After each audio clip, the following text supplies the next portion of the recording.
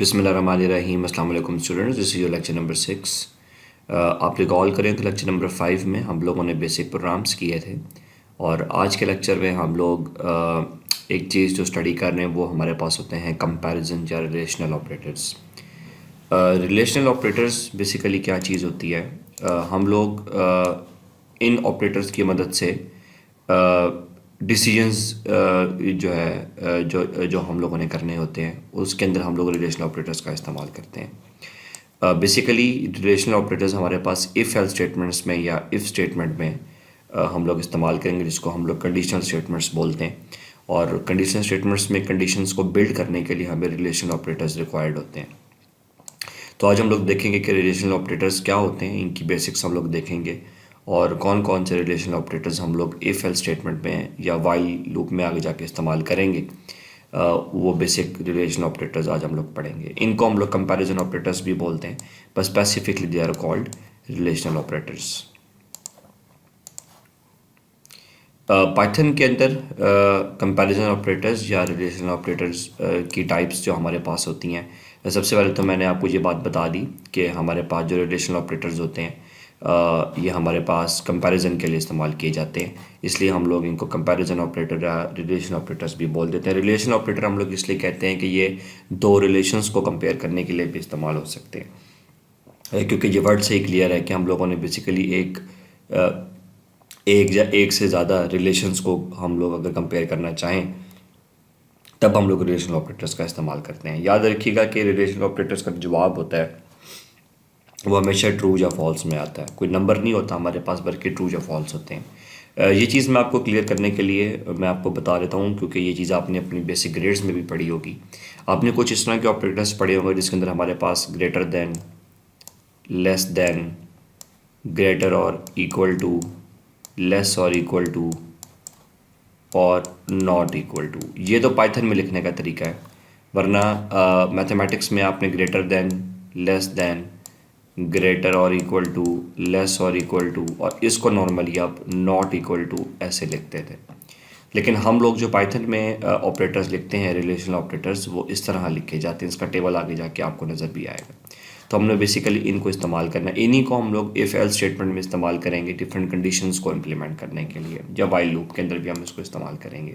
So basically conditions बनाने के लिए आपको ये रिलेशन ऑपरेटर्स आने चाहिए, इसलिए ये लेक्चर आज मैंने इसी को डेडिकेट किया है। रिलेशन ऑपरेटर्स आज हमारा मेन टॉपिक है और ये रिलेशन ऑपरेटर का एक टेबल मैंने यहाँ ड्रॉ किया हुआ, जिसमें मैं एक एक ऑपरेटर को आज अलग अलग डिस्कस करूँगा ब्रीफली। एक ऑपरेटर हमारे पास लेस देन है, फिर हमारे पास ग्रेटर देन है, लेस और इक्वल टू, ग्रेटर और इक्वल टू के लिए हम लोग ये वाला ऑपरेटर इस्तेमाल करते हैं। मैं इसको अभी लास्ट स्लाइड में डिस्कस करना भूल गया। तो जब हमें ये देखना होता है कि दो नंबर्स या दो एंटिटीज़ आपस में इक्वल हैं या नहीं है, तभी हम लोग इसके लिए डबल इक्वल का इस्तेमाल करते हैं, और then this is called not equal to. Fine. ये कुछ प्रोग्राम्स हैं और ये कुछ जो है इनफैक्ट प्रोग्राम की स्टेटमेंट्स हैं।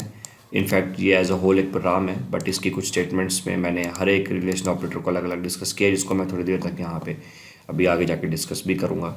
और उसके बाद हम एक छोटा सा प्रोग्राम करेंगे यूजिंग इनपुट स्टेटमेंट। तो सबसे पहले मैं आपको इन ऑपरेटर्स को इस्तेमाल करना सिखा देता हूँ और उसके बाद फिर हम लोग इसका प्रोग्राम भी करेंगे। सपोज करें मैं यहाँ पे लिख रहा हूँ प्रिंट, और मैं यहाँ पे लिखता हूँ 3 इज़ लेस दैन 4। लॉजिकली ये स्टेटमेंट ठीक है, क्योंकि नंबर 3 जो है ये 4 से लेस ही होता है। सो मैथमेटिक्स के हिसाब से ये बात आपको याद रखनी पड़ेगी। कुछ लोग ग्रेटर और जो है लेस को कंफ्यूज करते हैं। देखिए, अगर मैं इसको लिखूं कि 3 इज़ लेस दैन 4, फाइन, या मैं लिखूं 4 इज़ ग्रेटर दैन 3, इन दोनों का मतलब सेम ही है और ये दोनों स्टेटमेंट्स ठीक हैं। सिर्फ आपने इसकी शेप की डायरेक्शन को चेंज किया है, ठीक है।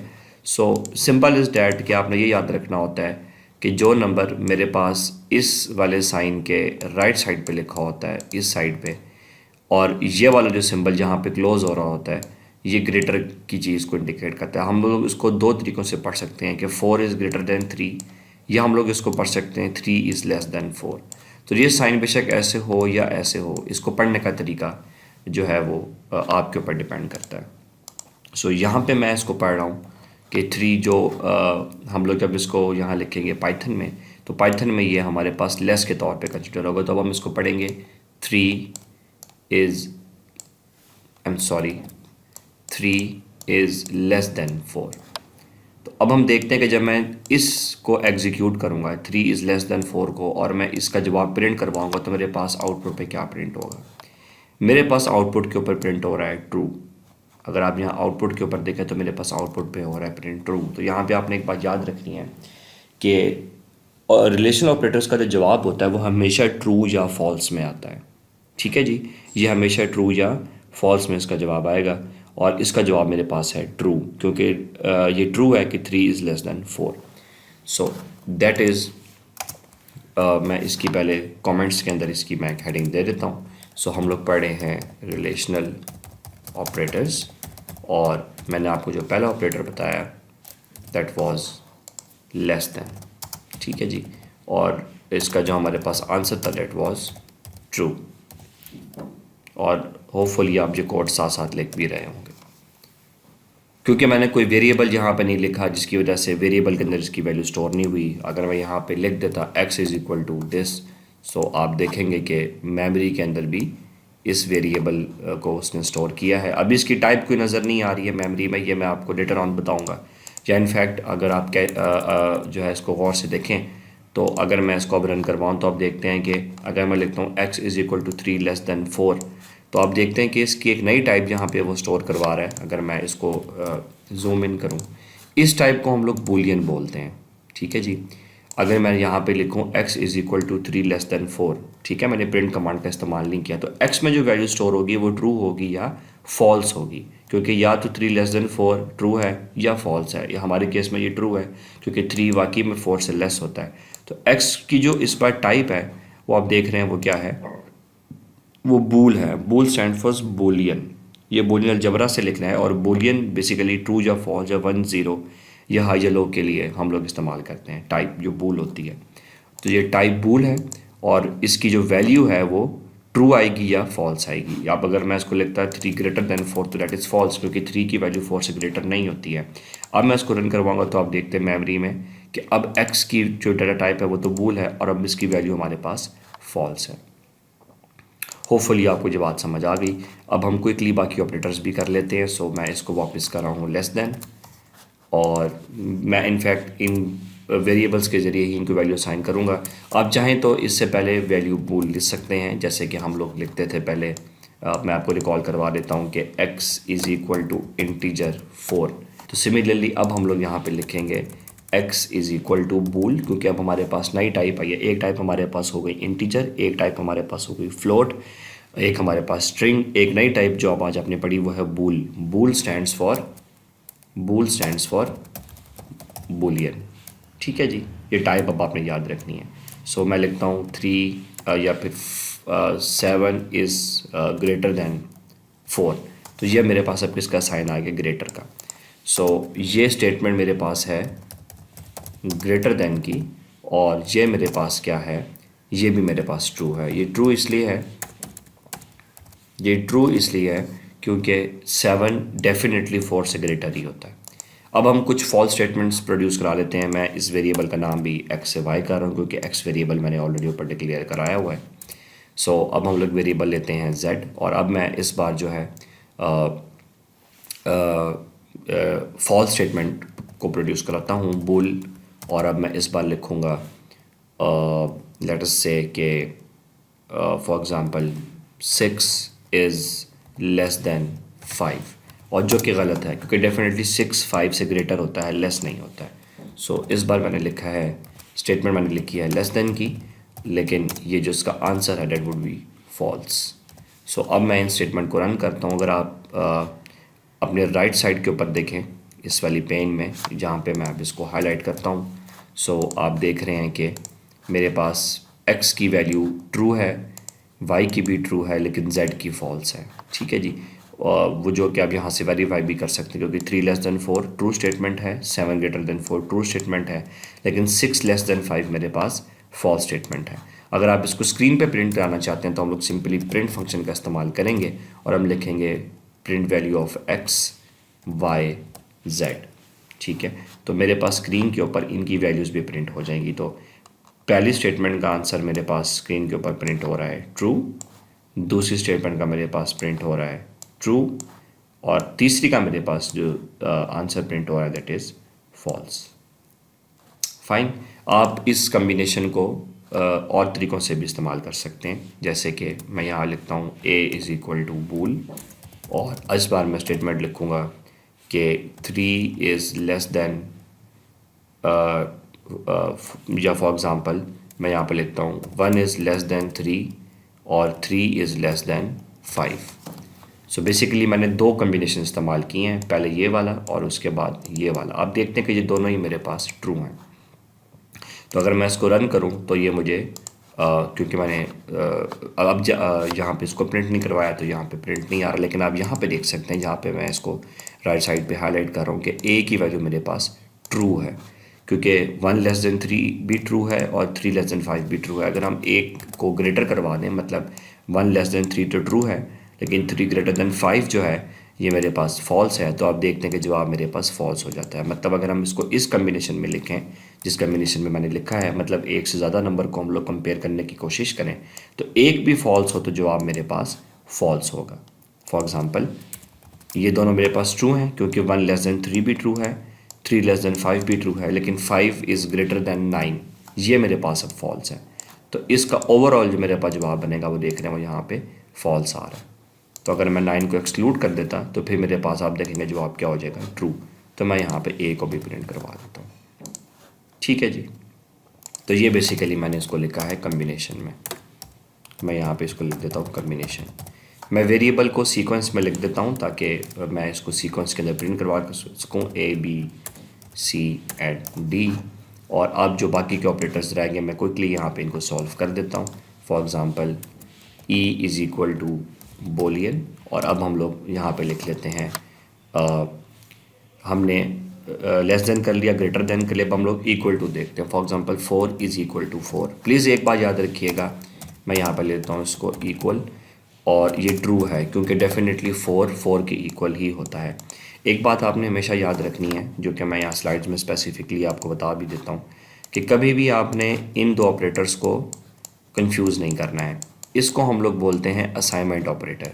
ये वैल्यू असाइन करने के लिए इस्तेमाल होता है, जैसे कि x इज़ इक्वल टू हम लोग लिखते थे इंटीजर 3। ठीक है जी, इसको हम लोग बोलते हैं रिलेशन ऑपरेटर, और ये कंपैरिजन के लिए इस्तेमाल होता है। तो दैट इज़ असाइनमेंट ऑपरेटर और ये कंपैरिजन ऑपरेटर है। जैसे कि 4 डबल इक्वल टू 4, सो यहाँ पे भी डबल इक्वल लिखा गया हो तो ये बेसिकली कंपैरिजन के लिए इस्तेमाल हो रहा होता है। ठीक है जी, तो कभी भी आपने इसको असाइनमेंट ऑपरेटर से कंफ्यूज नहीं करना।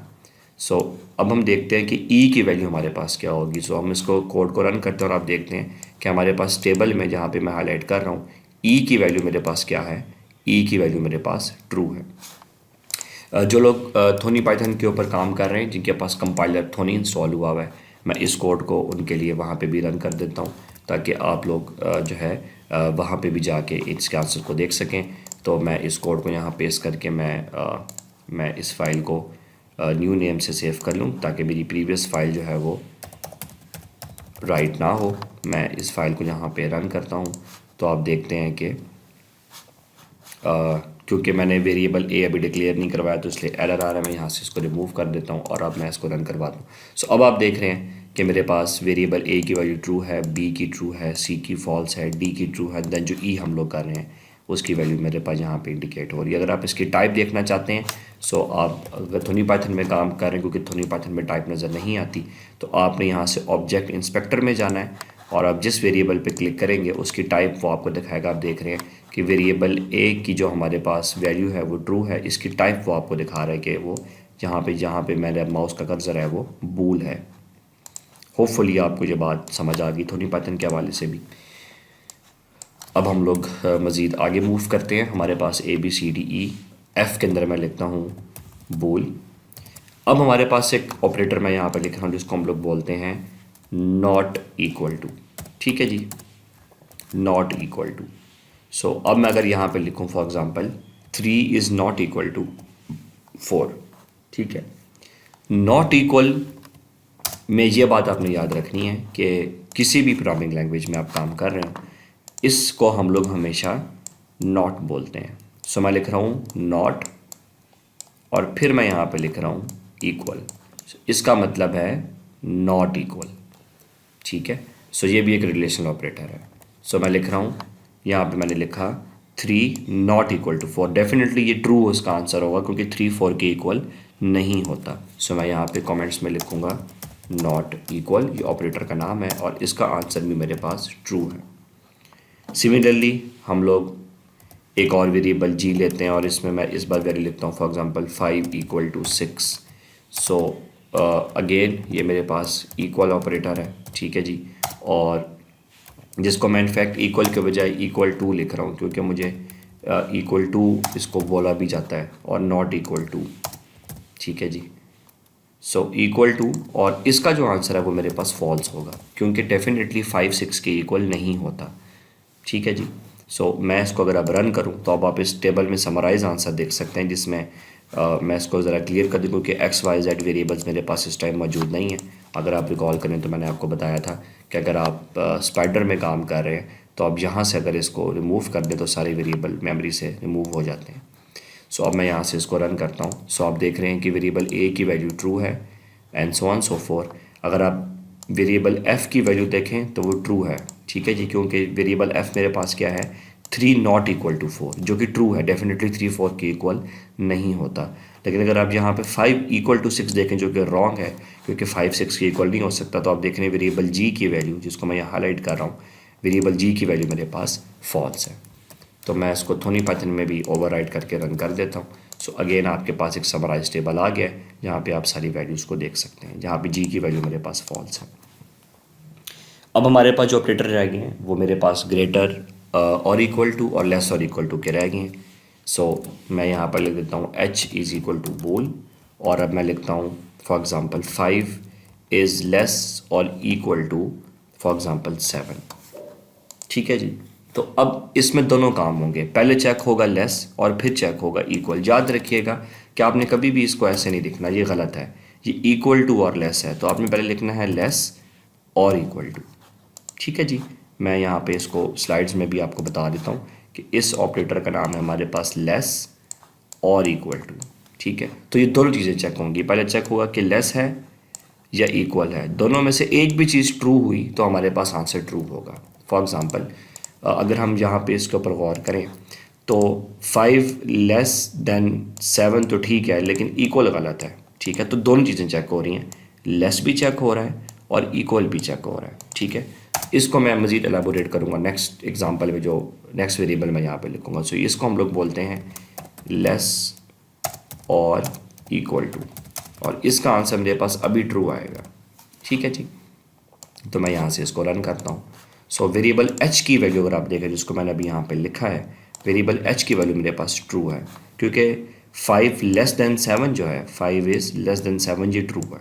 इक्वल तो डेफिनेटली ट्रू नहीं हो सकता। अब इसको अगर आप नेक्स्ट स्टेटमेंट में देखें, फॉर एग्जांपल मैं यहाँ पे लिखता हूँ 5 इज़ लेस और इक्वल टू फॉर एग्जांपल 4, या चलें मैं इसको लिखता हूँ 4 इज़ लेस और इक्वल टू 4।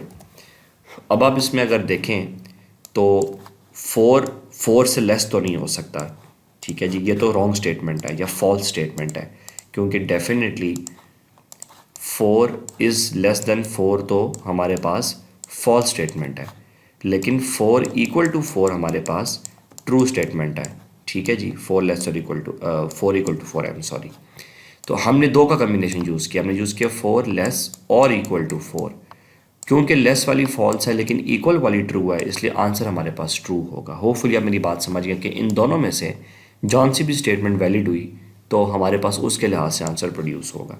सो इस केस में एच वेरिएबल जो है यहाँ पे जो है ऑलरेडी यूज़ कर चुका हूँ यहाँ पे ऊपर, तो मैं यहाँ पे आई यूज़ कर रहा हूँ।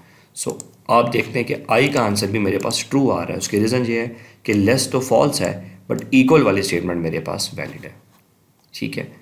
सो मैं यहाँ पे अब इसको फॉल्स भी कर सकता था अगर मैं कोई और कम्बिनेशन यूज़ कर लेता। देन उसके बाद एक और वेरिएबल हम लेते हैं, अब हम जहाँ पे स्टेटमेंट वेरीफाई करेंगे ग्रेटर वाली। सो 5 इज़ ग्रेटर और इक्वल टू। सो ग्रेटर और इक्वल टू में पहले ग्रेटर का साइन आएगा और फिर इक्वल का साइन आएगा, ठीक है जी। 5 इज़ ग्रेटर और इक्वल टू 3 फॉर एग्जाम्पल।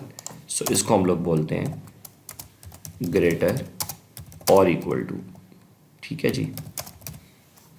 और इसको, ये जो हमारे पास स्टेटमेंट है ये भी डेफिनेटली हमारे पास ट्रू है, क्योंकि 5 इक्वल तो नहीं है 3 के, बट ग्रेटर ज़रूर है 3 से, ठीक है। और इसको मज़ीद एलाबोरेट करने के लिए एक हम वेरिएबल ले लेते हैं जिसको हम लोग यहाँ लिख देते हैं। फॉर एग्ज़ाम्पल लेट अस से कि 4 इज़ ग्रेटर और इक्वल टू फॉर एग्ज़ाम्पल 7। अब इस केस में दोनों चीज़ें गलत हैं, क्योंकि 4 ना तो 7 से ग्रेटर है और ना ही 4 7 के इक्वल है। सो इसका आंसर मेरे पास फॉल्स होगा।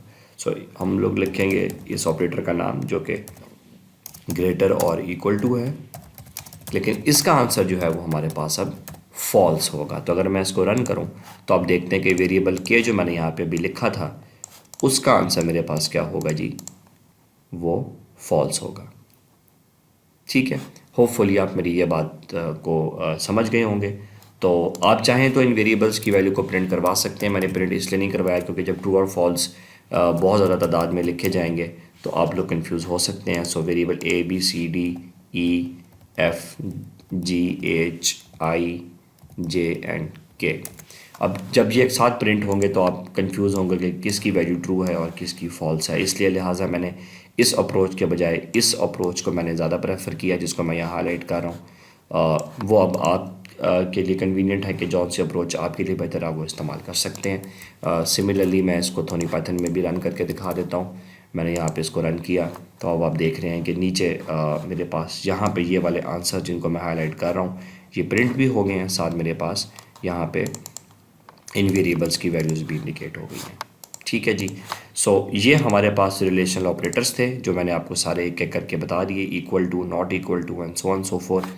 मैं चाहूँगा कि आप ज़रूर बल्कि इनफैक्ट शायद मैंने यहाँ पे नॉट इक्वल टू का इस्तेमाल सिर्फ ट्रू के साथ किया, नॉट इक्वल टू का इस्तेमाल फॉल्स के साथ भी किया जा सकता है।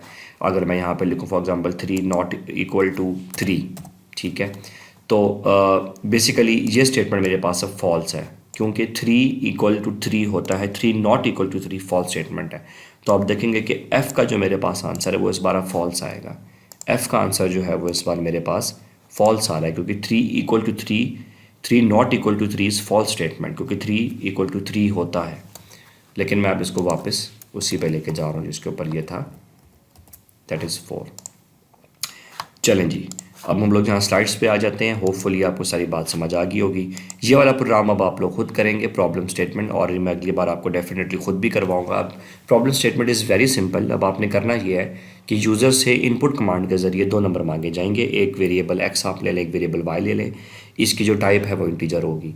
उसके बाद सारे रिलेशनल ऑपरेटर्स इन्हीं 2 नंबर के ऊपर अप्लाई किए जाएंगे। For example X less than Y, greater than Y, ठीक है जी। आप इसको अलग अलग प्रिंट कमांड यूज़ करके और आप सबके आंसर स्क्रीन के ऊपर प्रिंट करवाते जाएंगे। मैं एक एग्जांपल के तौर पे आपको बता देता हूँ कि ये प्रोग्राम कुछ ऐसे स्टार्ट होगा कि हम लोग बेसिकली क्या करेंगे, एक वेरिएबल मैं यहाँ पे x ले लेता हूँ, x is equal to integer, और मैं यहाँ पे लिखूँगा इनपुट, और मैं यहाँ पे अब लिखूँगा enter first number, I am sorry ये एक स्ट्रिंग है, एंटर फर्स्ट नंबर, और इसको मैं यहाँ से कॉपी कर रहा हूँ। उसके बाद मैं इसको चेंज करूँगा y में, ये दूसरा वेरिएबल है, और मैं यहाँ पे लिखूँगा एंटर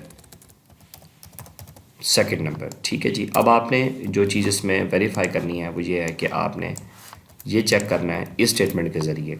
तो ये स्टेटमेंट क्या है, x की वैल्यू जो यूज़र देगा वो स्क्रीन पे प्रिंट होगी, ग्रेटर देन डेफिनेटली स्ट्रिंग के तौर पे एज इट इज़ प्रिंट होगा, y की वैल्यू भी यूज़र प्रोवाइड करेगा जो कि स्टेटमेंट के ज़रिए प्रोवाइड की जाएगी, इस स्ट्रिंग के तौर पे यूज़ होगा। इसका जवाब ट्रू या फॉल्स आएगा। तो अगर मैं इसको रन करूँ तो ये मुझसे फर्स्ट वैल्यू मांग रहे, मैंने दे दी 7, सेकंड वैल्यू मैंने दी फॉर एग्जांपल 5। सो अब स्क्रीन पे प्रिंट होगा पहले x की value that was 7 greater than y की वैल्यू होगी 5 इज़, अब इसका आंसर ट्रू या फॉल्स प्रिंट होगा। तो अब आप देख रहे हैं मुझे स्क्रीन के ऊपर दे रहा है 7 ग्रेटर देन 5 इज़ ट्रू। अब आपने इसी सीक्वेंस में चलते जाना है। फॉर एग्जांपल एक और स्टेटमेंट मैं लिख देता हूँ, x लेस देन y क्या होगा, तो डेफिनेटली इसका आंसर वो मुझे मेरे जो नंबर मैंने एंटर किया उसके अकॉर्डिंग देगा। जैसे कि पहली वैल्यू मैंने दी 5, दूसरी वैल्यू दी मैंने 4, ठीक है, या फॉर एग्जांपल 8। तो पहली स्टेटमेंट मेरे पास फॉल्स है क्योंकि 5 इज़ नॉट ग्रेटर देन 8, इसलिए ये फॉल्स है। और दूसरी वाली में आई एम सॉरी, मैंने ऑपरेटर चेंज नहीं किया था, मैंने उसको ग्रेटर ही रहने दिया, मैंने उसको लेस कर दिया। तो हम इसको दोबारा रन करते हैं। पहली वैल्यू दी मैंने 5, दूसरी वैल्यू दी मैंने 8। Now that is fine. So 5 greater than 8 is false, but 5 less than 8 is true, क्योंकि इस रिलेशन का जो जवाब है, या इस जो ऑपरेटर मैंने लगाया है, इसका जवाब मेरे पास ट्रू है। And that was it. हम लोग इंशाल्लाह अब नेक्स्ट लेक्चर के अंदर कंटिन्यू करेंगे इफ़ एल्स स्टेटमेंट्स के साथ। So we will meet in lecture number 7 इंशाल्लाह।